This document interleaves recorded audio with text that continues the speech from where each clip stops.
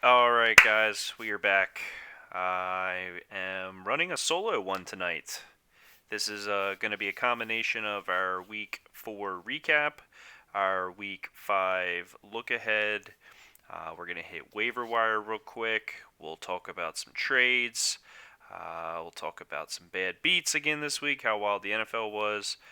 Like I said, it's just myself, so this is going to be pretty quick. Won't have all the same input that we typically have from week to week, but this will at least get the information out, keep the podcast going. I don't want it to die off. It's been busy recently, so there's not really much excuse, but it's just been it was a lot to get on yesterday. So I'm going to try to run through one tonight real quick. We'll start with the waiver wire first. There was some absolute full on tilt. Week 4 was a wild week in the NFL. I feel like the guys that had a floor that you expect every week, they fell through it. And the guys that you felt like have a ceiling on a week to week basis are the ones that went off and exceeded their ceiling. Some teams in our league took some losses. We didn't expect them to. We didn't expect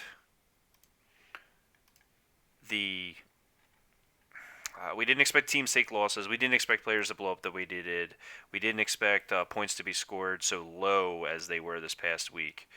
Just to go over some of the recaps real quick. I took a bad beat. Jay Leonard got his first win on the season. I know he wants to do his victory lap. I'll have to have him on at some point. Might try to get him in here towards the end of this just to give him his opportunity to put me in my place after all the shit I talked. But he's still dead last in the league, so I think I'm still doing better than him at this point.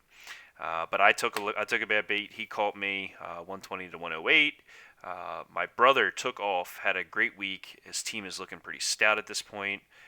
It looks like he finished up with 146.8, second highest in points, beating Haynes. Haynes really needs that running back help. KY Klondike Bar came in big, 128 to 104 over Joe Beal. Chris Rhodes, this was a big one. You saw post Mahomes Ritter's team, who we all kind of consider to be one of the upper echelon teams in the league right now as far as depth, as far as quality of player, and he comes out and puts up 77 and a half points. It's a good thing Jason's team's as bad as it is. Otherwise, Ritter would have been the lowest scoring team of the week. Rhodes has a high quality team. I know we talked about his opportunity to be able to have at any week he could blow up, he could beat anybody in the league, and he did it this week. I mean, Ritter really helped him out with only coming in at 78 points, but Rhodes' team did exactly what we've talked about in the past, being capable of doing. Sly Joubert, comes out 149 over 109 over Nyhoff, who's the number one team in the league still right now, I believe. But a 40-point beating here. This is another one. Nyhoff's team fell flat on its face. Still got over 100 points, but with our deep rosters, that should be pretty regular every week. But 149 is a big number. He come out and won the highest points total again. So that should give him 2 wins now. Back-to-back weeks he has done that. 145 last week, 149 this week. And then MMXIX comes out, lays the egg again, 74 points. J-Rad gets a win at 90 points. It's a good thing he played him, because otherwise he would have taken a loss against anybody else in the league. Ritter and Jason were the only two that had points low enough for J-Rad to find a win, and he caught him on the perfect week. So you can't really complain too much there. There's a cool matchups page now on Yahoo that I don't remember seeing recently, but it shows you your weekly matchups. It shows your top performing players for each team. Gives you highlights and a matchup player of the week. A bunch of really good information on here, and it's actually it's a pretty cool section there. But we can hop down in here. We'll take a look at the waiver wire a little bit since we went over. Last week, Nyhoffen and I both finished with 2 wins, bringing our totals to myself with 11 wins through 4 weeks and Chris with 13 wins through 4 weeks. So neither of us are doing very good at this point.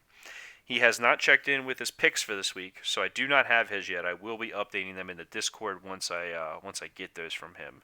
He is currently drunk in North Carolina, so part of the reason why I'm running through this pick'em solo tonight. So we got a couple trades came through this week. Nyhoff and J-Rad went out and swapped Deshaun Jackson for Will Dissly. Gives J-Rad a valid tight end, which I believe he had Vernon Davis before. So this is a good move there. Got rid of some of his wide receiver depth with Deshaun Jackson. Nyhoff needs a little bit more of that. And then we get into the craziness on the waiver wire here.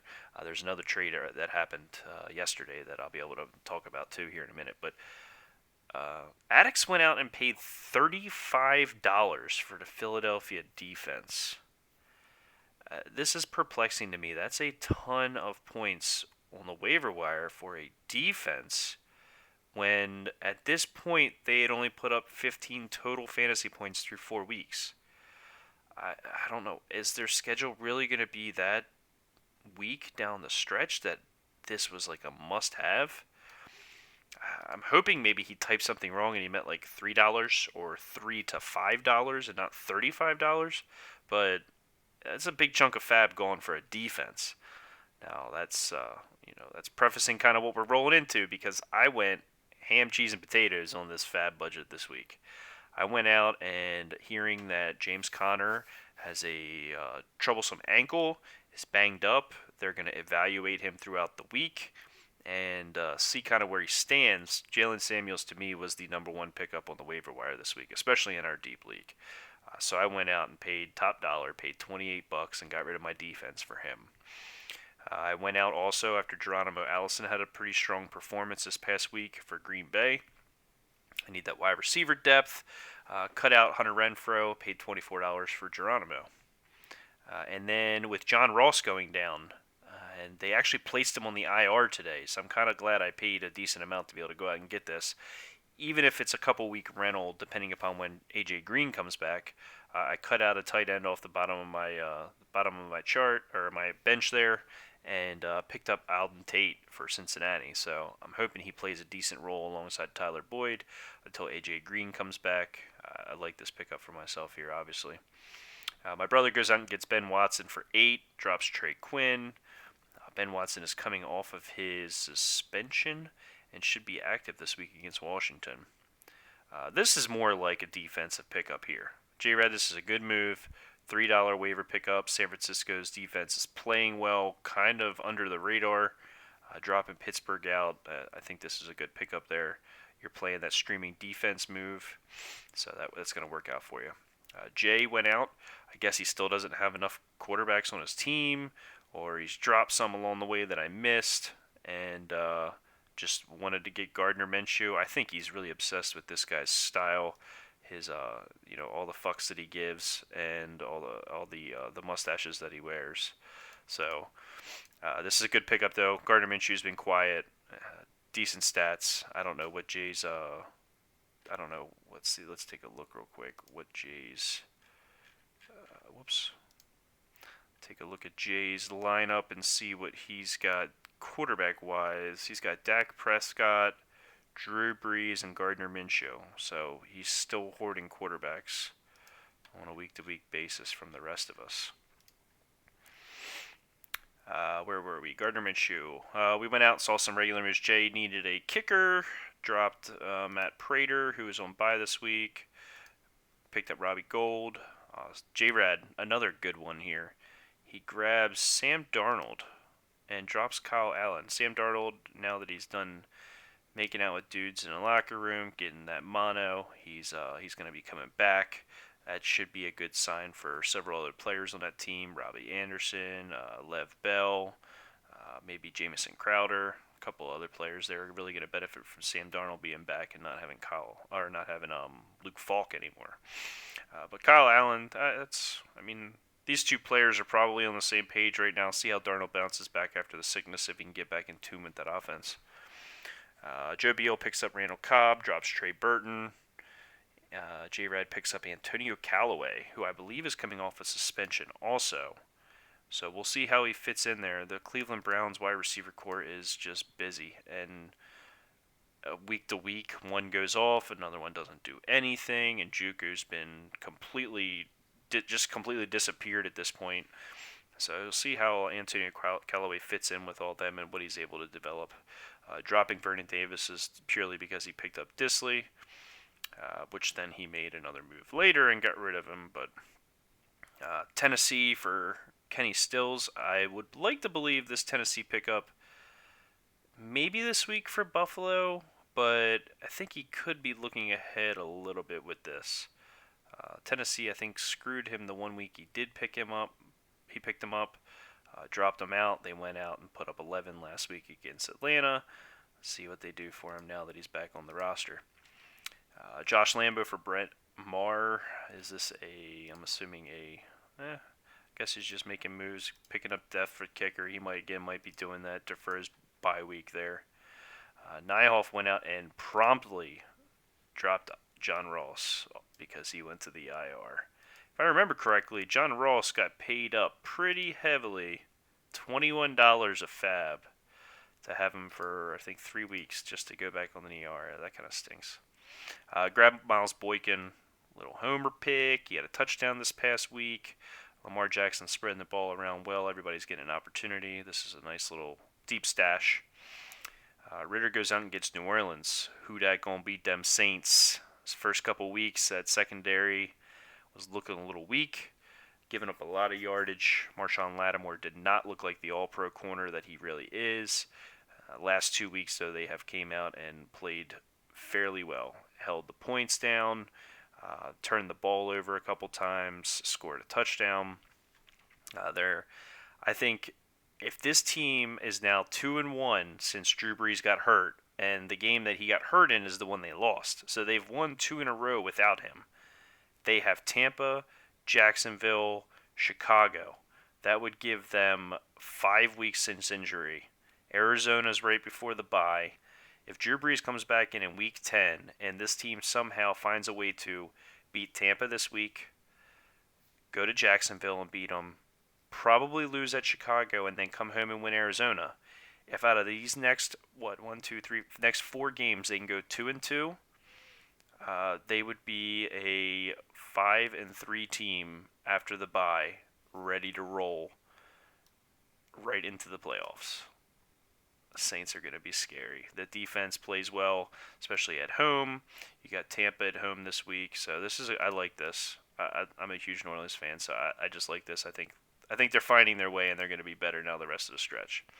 I went out and dropped Paul Richardson, picked up Tampa Bay. It's another quiet defense. Tampa Bay just played to give up 40 points to the Rams and still find a way to put up 15 fantasy points is pretty damn solid. I mean, the touchdown helps big time.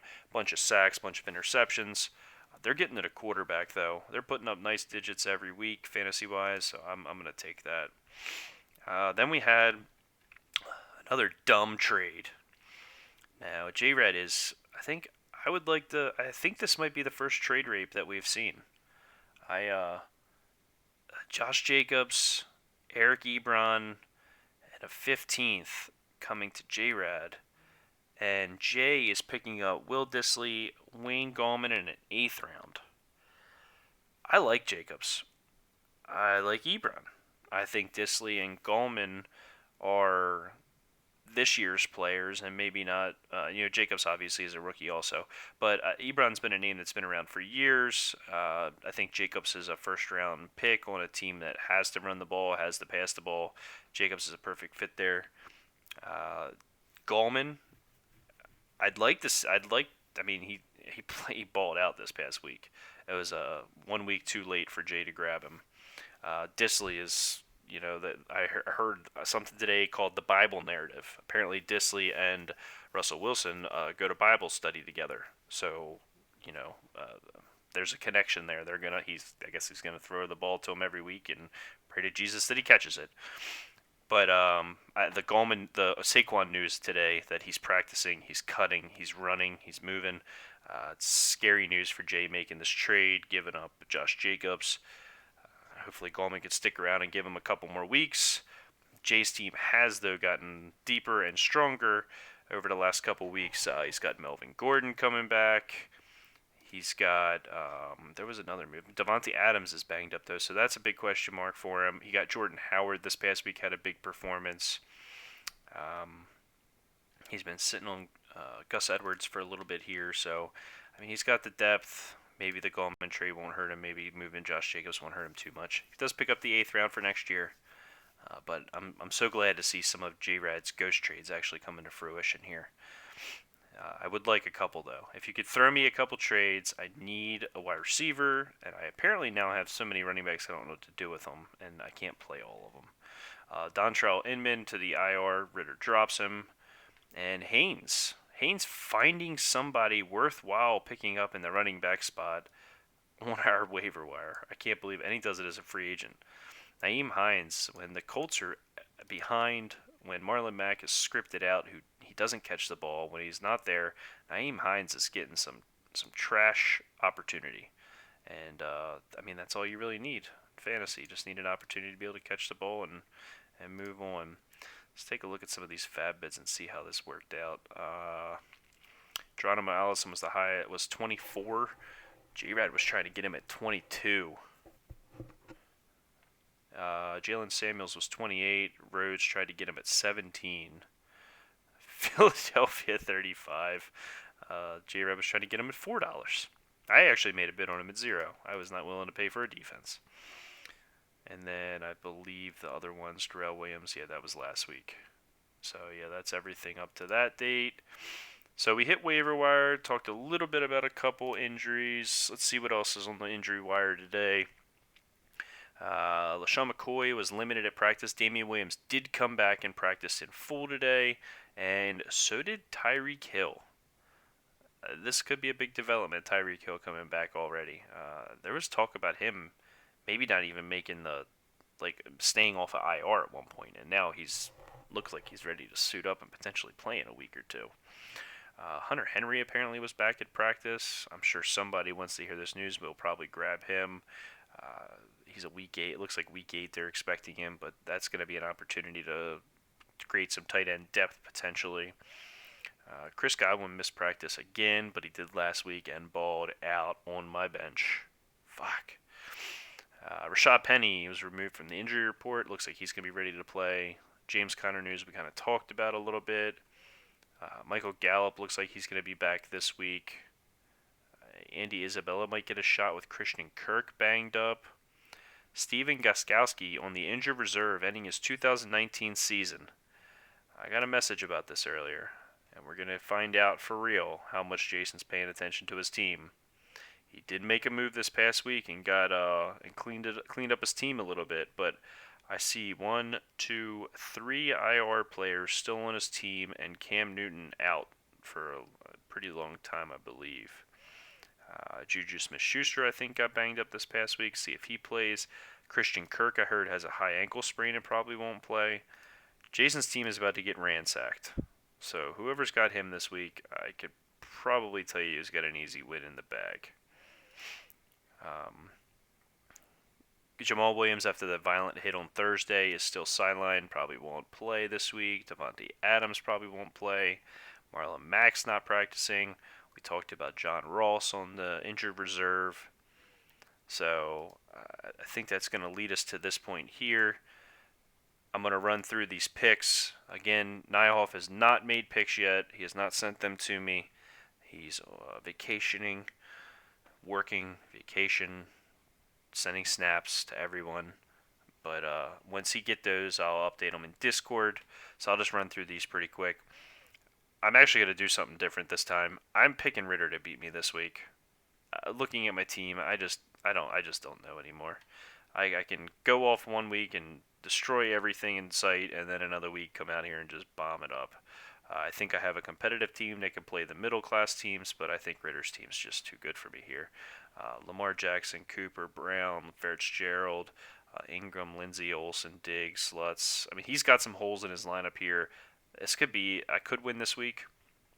I need people like Godwin to go off. I'm playing Jameis Winston, so I need him to. I think they're going to have a game, though, in New Orleans. I think that secondary for New Orleans is going to probably give up yards and lock down around the end zone like they typically do. But I'll take garbage yards all up and down the field all day for Godwin and Winston. Just a lot of targets will help me. Alden Tate, I'm going with him against Arizona because everybody puts up points against Arizona. I need Sonny Michel to find the end zone. He's got to get into the paint this week. Zeke Elliott, Ingram, Eckler against Denver. They just lost Chubb, who I tried to troll everybody in our group message this week, but Rhodes called me out. So Chubb's out. I was trying to be a dick about it, but I'm hoping Eckler still gets a fair shake in the backfield, even though Melvin Gordon's back. So, but I'm gonna go against the grain here. I'm gonna say Ritter's gonna beat me. Maybe I'm the kiss of death picking winners, and this will help me out. That's the only thing I can hope.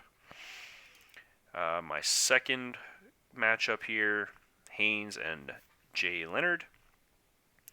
Mahomes, Julio, Beckham, Boyd.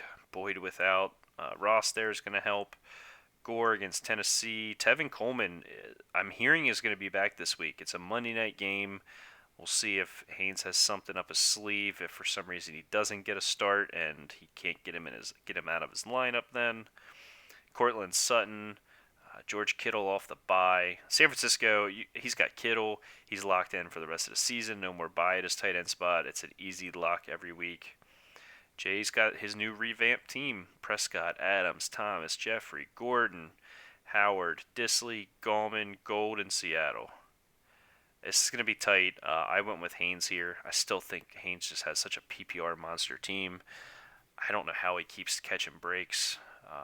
He's 1-3. Jay's 1-3. One of these teams has the win. Haynes in 9th. Jay in 12th. So we'll see who gets this rebound here, but I'm looking at Haynes here. Next matchup, I have Joe Beal, 10th place, 1-3. My brother, 3-1 in second. He's still calling collusion. He thinks I've rigged the league this year. I had a couple big weeks, and his team is evening out and playing well. He's playing the waiver wire very, very well this year. So we'll see if this. I did pick my brother in this matchup. He's rolling Jacoby Brissett out against the Chiefs. I think that's a great move this week. Robert Woods, McLaurin, Hilton, McCaffrey. McCaffrey is the reason his team is so damn good. This guy is ridiculous. I think I saw a record that he's like on pace to break Chris Johnson's 2,500 mark for the most total yards from any player in a season. I mean, he's got a week of 38, a week of 26, a week of 29. Like, this guy's just a freak. He's getting so many opportunities across the board. Miles Sanders eventually will click. Austin Hooper is playing out of his mind. I know last week I said there's not a chance in the world. He did it again. He comes out, instead of 6 for 66 with 2 touchdowns, he comes out for 9 and 130 on 11 targets. It's just ridiculous. I guess Tennessee just wanted to keep everything in front of him. MVS, Bucker, Carolina. I like this team. I think he's got a lot of ceiling players here, guys that can just really go off. I think T.Y. Hilton's gonna miss, and McLaurin's no guarantee either. So I wonder if he's got. I mean, I guess he slips Robbie Anderson in there, and maybe Deontay Johnson if he needs to. Paris Campbell, I heard, was going to be out this week also. So Chris needs a little bit more depth there. Joe Beal's got Wentz, Thielen, DJ Moore, Sterling Shepard, James Conner, Gurley, Waller, Dorsett, Tucker, Minnesota. I mean, Wentz has got a decent matchup against the Jets secondary, which is not very good. Thielen has been a ghost this year. I mean, he had a couple decent weeks, double-digit weeks, but not what you expect out of Thielen. What he was capable of doing last year. He's playing the Giants this week. This could be a good rebound opportunity, although the Giants just went crazy against Washington this past week. DJ Moore against Jacksonville, a very exploitable secondary. I think Ramsey's out this week. I don't think he's going to play from what I heard. Sterling Shepard against Minnesota, that's going to be a tough matchup, but this Giants offense is actually loading up pretty good. You got Golden Tate coming back, Danny Dimes, Gallman there for at least another week. I don't think Saquon's going to be ready this week, but then Evan Ingram. I mean, and the defense is not super good, but an opportunity for Danny to throw the ball around a lot. James Conner, we'll see what his story is. I don't know if he's going to start. Kind of hope he doesn't, so I can utilize Jalen Samuels. Todd Gurley, apparently he was really pissed off in his post-game interview this past week. I think there's some stuff going on here. They haven't needed him really to be competitive this year. They're using him very sparingly. But this was a bad beat this last week at home against Tampa, and his numbers just have not been super impressive. I mean, I guess for where you drafted him, getting 10, 14, 22 weeks out of him, you can't complain too much. But I mean, he would have had opportunities to be rivaling McCaffrey's numbers right now if they would give him the opportunity. Darren Waller from the trade earlier this year, that's a good work here, but he's got Chicago this week, which is kind of difficult. Philip Dorsett. I'm just really liking my brother's team here. I think he's got the better opportunity. Rhodes 3-1 in fourth place versus Sly Joubert 3-1 in third place. This is a pretty tight matchup here. I went with Joubert on this one. He's got the Wilson Lockett stack. Emmanuel Sanders in Denver. Beasley is going to be pretty solid for Buffalo underneath there. Nick Chubb has been playing out of his freaking mind. And that's why Joe's team is rolling over people right now, putting up those top scores. Joe Mixon has played well. He's got Arizona this week. O'Shaughnessy's, he's against Carolina. See if he can pull something off. Carolina's defense has been playing really well. He's got Leonard Fournette also from Jacksonville, so we'll see. On the other side was Chris Rhodes. He's got Rivers, Robinson, DJ Chark, who I heard may not play. Landry, McCoy is questionable with his practice. You got to see how he practices out. Lev Bell's getting Darnold back, could be big. Zach Ertz. David Montgomery has been very inconsistent in fantasy points. Greg DeLay, and then Chicago defense against Oakland could put up 15, 20 points there on defense potentially. I think Chris Rhodes has got to see some more ceilings from these players to be able to have the opportunity. I don't see that Landry with that crowded wide receiving core is going to be able to put up 20 every week. Getting single digits out of your out of your wide receiver there is going to be difficult to be able to manage. There's a lot of Jacksonville players in this matchup between these two, and I don't know that they're really going to put up a ton of points against Carolina. So this could be a pretty low-scoring matchup. I went with Joubert there. I think I touched on this a little bit earlier. I don't think this one needs to be spent much time talking about. We got 1-3 Jason in 11th, 3-1 Nyhoff in first.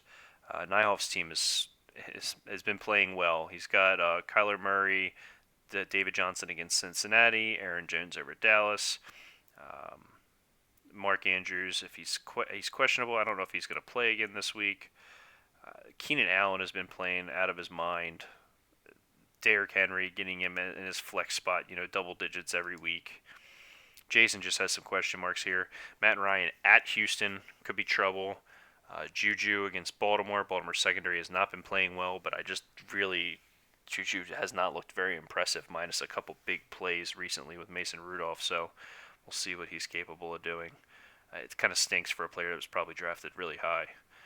Edelman, Ridley, Dalvin Cook has probably been Jason's saving grace for points scored this year.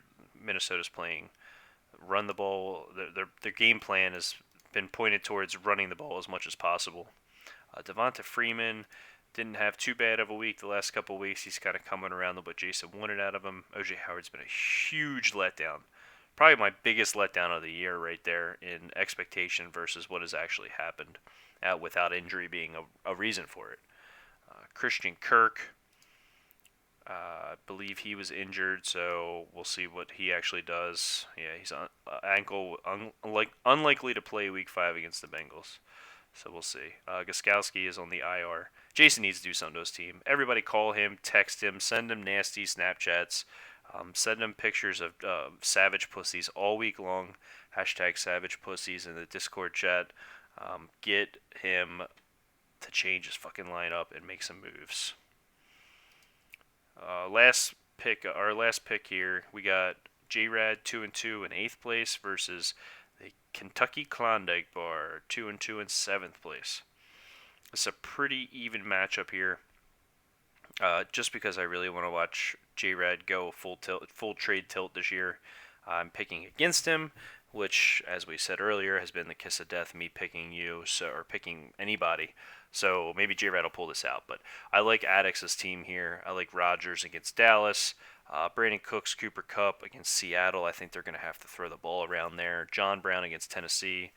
Kamara has been a one-man show for New Orleans. That's pretty much been their only hope for moving the ball. Ronald Jones, I hear, is getting an uptick in snaps. Going to have a good opportunity against that New Orleans front. See if they can. They let the ball move around a lot, but they lock down in the red zone. So see. And Ronald Jones can catch the ball pretty decent. At least it seems like he has recently. I thought the word on him coming out of college was that he was terrible catching the ball, but I think he's getting some opportunity the last couple weeks. So we'll see. Double digits 2 weeks in a row. Kelsey, Cohen, Fairbairn, and Philly. The $35 Philly pickup. Whew. Let's see how that works out for him. J-Rad's got the stack, Houston stack, Watson and Hopkins, Mike Evans, TK Metcalf. He's rolling back out there again. I guess he's got to be committed to him after the trade. I think Jay had him, possibly, I think it was, and for the 2 weeks that he was worth something, and then he's played terrible the last 2 weeks J-Rad's had him.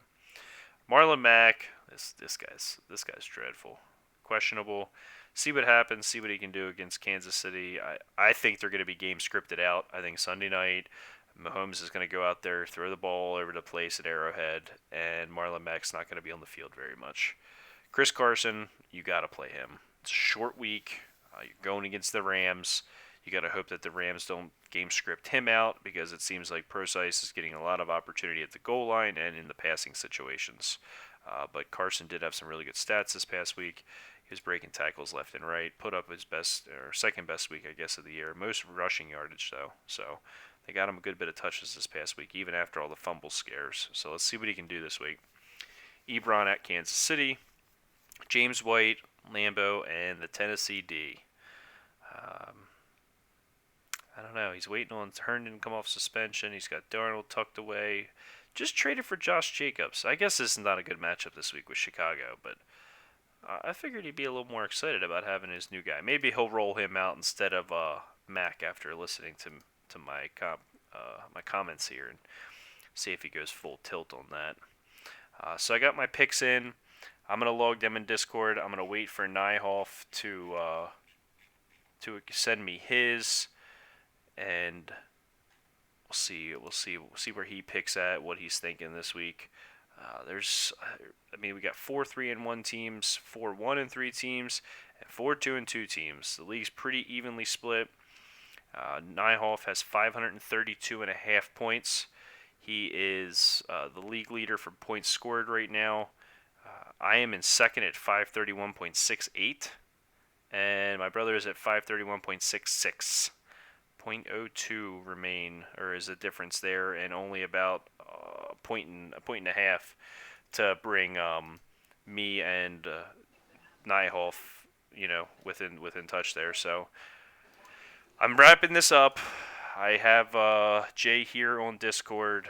He's gonna take his victory lap right now. I'll let him do this, and then I'm gonna wrap it up, and we're gonna get out of here. Are you there, Jay? Yeah, I'm still here. I was kind of falling asleep, though. I didn't know I was going to do my victory lap. I'll let you take it now. Take a minute or two, talk about what happened this week, how you felt, and then I'm going to get out of here. Well, put up a 120 spot on you. And apparently I'm waking up the kids. My wife's yelling at me. I'm upstairs, so I'm not down on my computer. Yeah, you got another ass whooping, Cliff, and now you picked against yourself. Yeah, you guys have me on full tilt, you and my brother. We have you on complete tilt. I know. Did you start it with little that brother song this morning? I did not. Come on, that was a request as well. I know you made a request. Yep. I went over waiver wire picks. I know you couldn't hear me earlier, but talked a little shit about myself, and went over everybody's. Spent all of your fab. I'm considering finding. I would love to be able to buy more fab. If somebody can just pick up a player on my behalf and then trade them to me, I would love that. You kind of didn't like my trade then, huh? You think J-Rad got the better of it? I do. I like Josh Jacobs. I think. I I mean, did too, I don't think but he's keeper. I don't think you can keep him next year. So that's.